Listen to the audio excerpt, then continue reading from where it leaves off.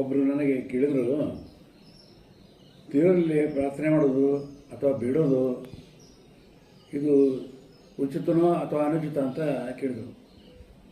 ನಾನು ಹೇಳಿದೆ, ಉಚಿತನೂ ಕರೆ, ಅನುಚಿತನೂ ಕರೆ. ಯಾಕಂದರೆ ನಾವು ದೇಹ ಭಾವ ಇದ್ದಾಗ ನಾವು ದೈನಿಕ ಭಾವ ಇರ್ತದೆ. ದೇಹ ಭಾವ ಇದ್ದಾಗ ನಾವು ಅವನ ಮಗುವಾಗಿರ್ತೀವಿ, ಅವನ ಮಗುವಾಗಿರ್ತೀವಿ.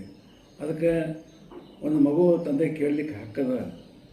ಆದರೆ ನಾವು ಪ್ರಬುದ್ಧ ಆದ ನಂತರ ಮಗುವಿನಾದಾಗ ಕೇಳ್ಬೋದು, ಬೇಕಾದ್ರೆ ಕೊಡ್ಬೋದು ಅಥವಾ ಬಿಡ್ಬೋದು. ಕೇಳಲಿಕ್ಕೆ ನಮ್ದು ಏನು ಗಂಟು. ಆದರೆ ಅದಕ್ಕೊಂದು ಅರ್ಹತೆ ಬೇಕು.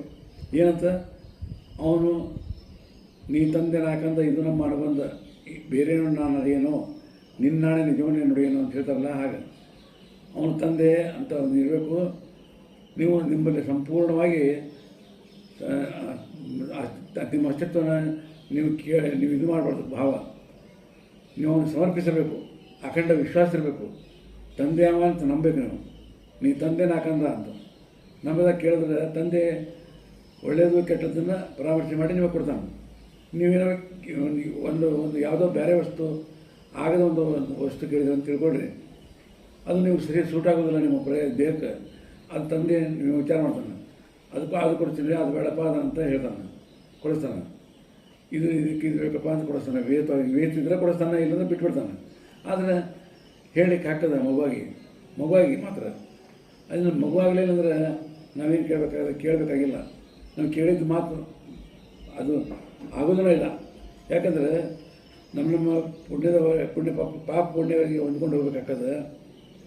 ಪಾಪ ಪುಣ್ಯಗಳ ಅನುಸಾರ ನಮಗೆ ಏನಾಗಬೇಕು ಆಗಿದ್ದು ಜಗತ್ತಿನಾಗ. ನಾವಿಲ್ಲೇ ಮಾಡಿದ ಕರ್ಮಗಳನ್ನು ಭವಿಷ್ಯಕ್ಕೆ ಬಂದೀವಿ.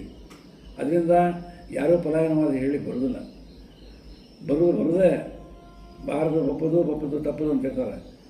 ಕರ್ಮಗಳನ್ನು ಅನುಭವಿಸೋದು ಇದು ಕರ್ಮಭೂಮಿ. ಇದು ನಾವು ಅನುಭವಿಸ್ಬೇಕಾಗ್ತದೆ.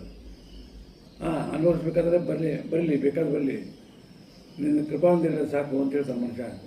ಅಂದರೆ ಈಗ ಹೇಳ್ತಾನೆ. ಆದರೆ ಅಂಥ ಪಕ್ಷಕ್ಕೆ ಕೇಳಬಾರ್ದು. ಯಾಕಂದರೆ ಕೇಳಿದರೆ ನಾವು ಮತ್ತೇನಾಗ್ತೀವಿ ನಮಗೆ ಗೊತ್ತಿಲ್ಲ.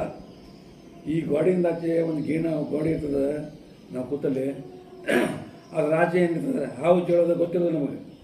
ಅವನ ಕಣ್ಣು ವಿಶಾಲವಾದ ಕಣ್ಣು, ಬ್ರಹ್ಮಾಂಡದಂತೆ ಇರ್ತದೆ. ಅವನು ನೋಡ್ತಾನೆ, ಅವನು ಒಪ್ಪಿಸ್ಬೇಕು. ನಮ್ಮ ಒಳಗಡೆ ಅವನೇ ಇರ್ತಾನೆ, ಅಣುರೆಣ್ಣೊಳಗೆ ಅವನೇ ಇರ್ತಾನೆ. ಅವನಿಗೆ ಗೊತ್ತದ ನಮಗೆ ಏನು ಕೊಡಬೇಕು ಅನ್ನೋದು ಗೊತ್ತದ. ಕೇಳ್ಬೋದು, ಪ್ರಾರ್ಥನೆ ಮಾಡ್ಬೋದು. ಅನನ್ಯ ಭಕ್ತಿಯಿಂದ ಪ್ರಾರ್ಥನೆ ನಂಬಿ ಕರೆದರೆ ಓಯನ್ನೇ ಶಿವನು ಅಂತಾರೆ. ಕೇಳ್ಬೋದು.